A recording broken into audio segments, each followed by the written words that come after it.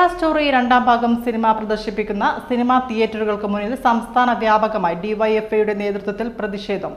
സംസ്ഥാന secretary VK. സനോജിന്റെ നേതൃത്വത്തിൽ Kannur liberty തിയേറ്ററിൽ ഡിവൈഎഫ്ഐ പ്രതിഷേധിച്ചു.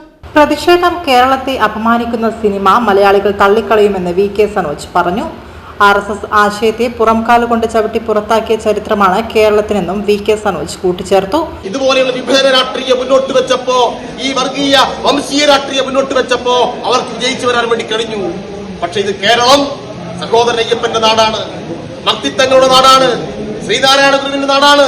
ഇത് AKGയും EMS ഉൾപ്പെടെയുള്ള കമ്മ്യൂണിസ്റ്റ് പോരാളികൾ, കൃഷ്ണപിള്ളയെ പോലെയുള്ള മുസ്ലിംമാരായ പോരാളികൾ അവരുടെ ജീവിതം തന്നെ മാറ്റിമറിച്ച് ശക്തമായ പുരോഗമന ആശയമോടെ പ്രചരിപ്പിച്ച് ആളുകളെ ഉത്ഭുതരാക്കിയിട്ട് വളർത്തിയെടുത്ത നവോത്ഥാന കേരളമാണ്, ആധുനിക കേരളമാണ് ഇവിടെയുള്ളത്.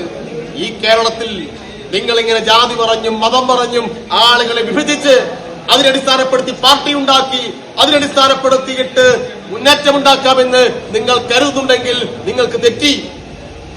ആ അനുഭവം, അവർ പരാജയപ്പെട്ടു പോയ അനുഭവം അവരെ വല്ലാതെ വേദനിപ്പിക്കുന്നു, അവരെ അസ്വസ്ഥപ്പെടുത്തുന്നു. അതുകൊണ്ട് കേരളത്തോടാകെ പക, പ്രതികാരം അതാ കാണിച്ചുകൊണ്ടിരിക്കുന്നത്. അതിന്റെ ഭാഗമായിട്ട് എന്തെല്ലാം തരം വിരോധമാണ് അവർ പ്രകടിപ്പിക്കുന്നത്. നമ്മുടെ രാജ്യത്തിന്റെ ഭരണഘടന ഉറപ്പു നൽകുന്ന ഫെഡറൽ തത്വങ്ങൾ ലംഘിച്ചുകൊണ്ട് കേരളത്തെ ഒറ്റപ്പെടുത്തി ആക്രമിക്കാൻ, സാമ്പത്തിക വിരോധം ഏർപ്പെടുത്തി ആക്രമിക്കാൻ അവർ പഠിച്ച പണി 18 നോക്കുന്നു.